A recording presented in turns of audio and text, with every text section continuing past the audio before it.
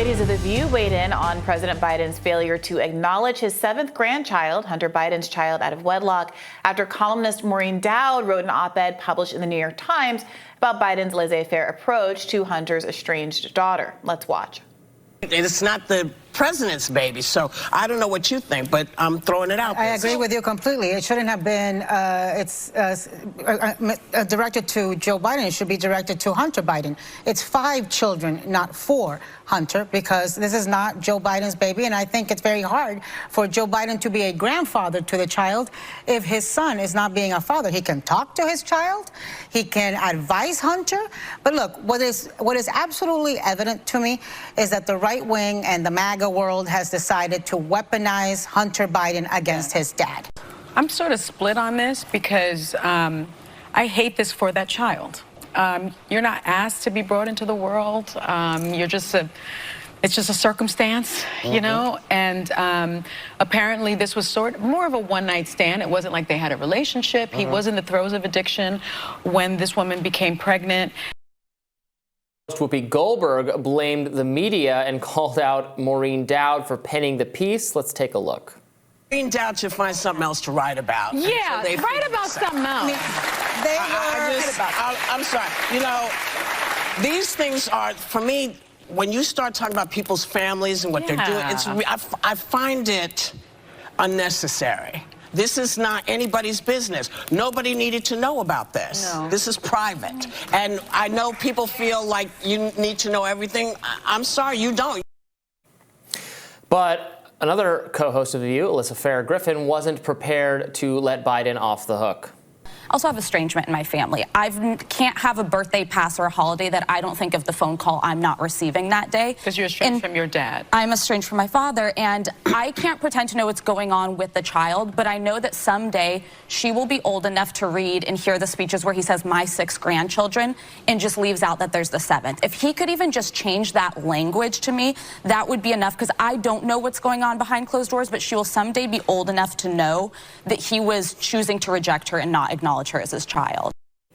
I think Alyssa also pointed out the obvious, that if this was Trump, they would be talking about it. Look, they would be gleefully talking about it. Yeah, look, Alyssa's obviously right. The primary relationship is obviously Hunter Biden's, and to the extent that the child is resentful or angry or hurt by feeling estranged from her family, obviously the primary source of blame should be Hunter. Sure. But to pretend like the senior Bidens aren't also engaging in offering up some kind of political commentary and affirmative distancing from the child when he says things like, I have 6 grandchildren, and when Jill Biden writes children's books dedicated to her 6 grandchildren, knowing that there's a 7th out there. That seems so deliberate and hurtful. Why?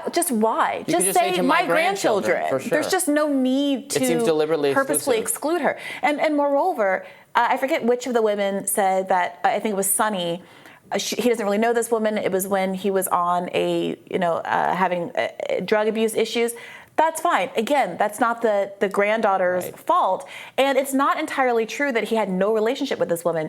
He put her on the payroll of his consulting firm as a personal assistant while she was pregnant, provided her health insurance at least up until 3 months after the child was born. There was some kind of relationship here. Moreover, they've been in a year-long custody battle over child support, where there's been an agreement for her to get some of his paintings. He's now become an amateur artist. These paintings, for reasons, are selling for hundreds of thousands of dollars. Sure. So, in addition to some child support payments, take this painting. You can sell this for money. Right. I mean, but that's part of our conversation. And I'm glad that she's being taken care of in these ways. But there's also been a dispute over whether or not she should have the last name Biden. And the family has agreed to drop the request to have her named Biden.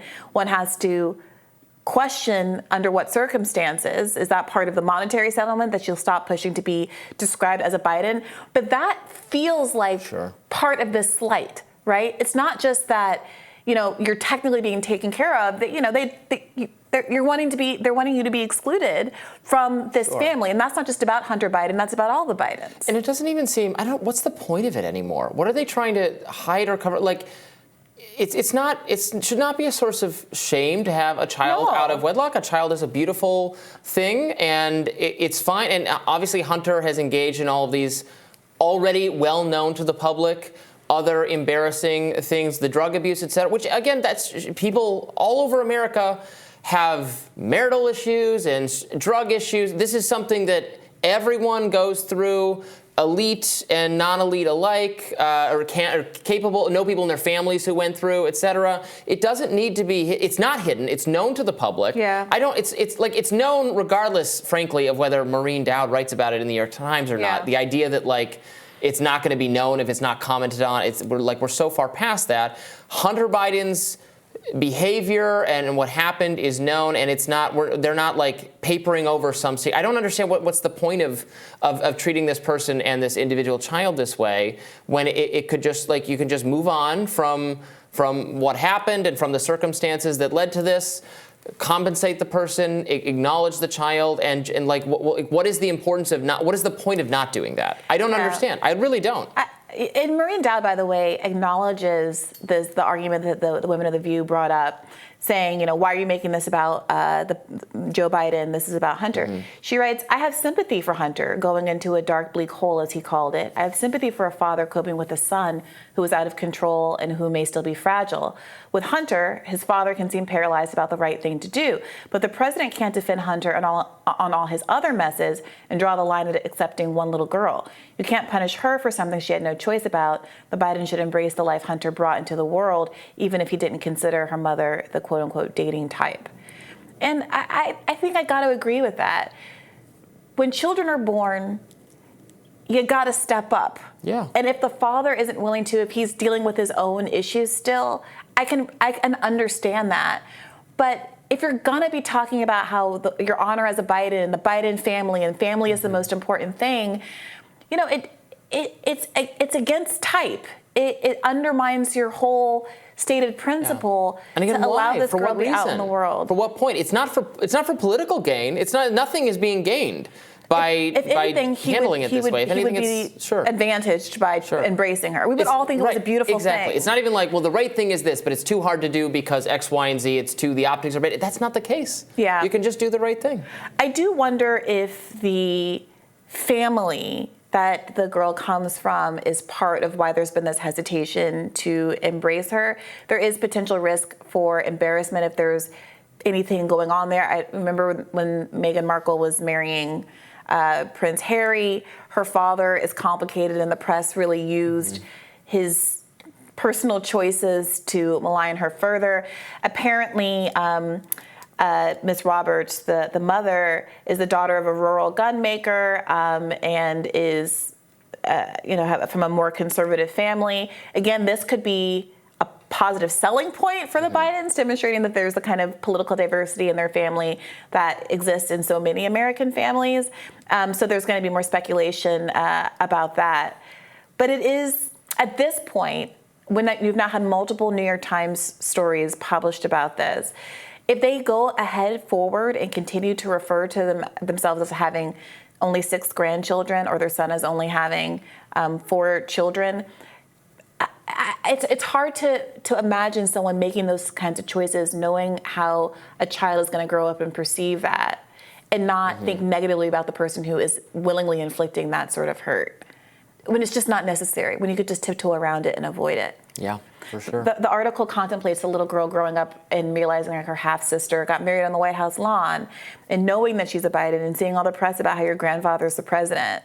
I mean, it's one thing to be estranged from your family, which happens to people, as Alyssa Farah was saying, but it's another thing to be estranged from the most famous family in America, arguably, and for everyone to know, and to know that your family has resources and all the most privilege and power that exists in the world, is to still make the choice not to want to connect with you just for the sake of the little girl. I hope that someone from the Biden family chooses ultimately to reach out, and that ultimately Hunter is able to be healthy and well and have a substantive relationship with all of his children. Biden's just from an older generation. I mean, he served in the Senate alongside Strom Thurmond, who had a child with I think a servant of the family when he was like in his teenage years, a black servant of the family in his teenage years. Yeah. And and that individual was not acknowledged until much later. The segregationists declined to acknowledge his out of wedlock black child. Yeah.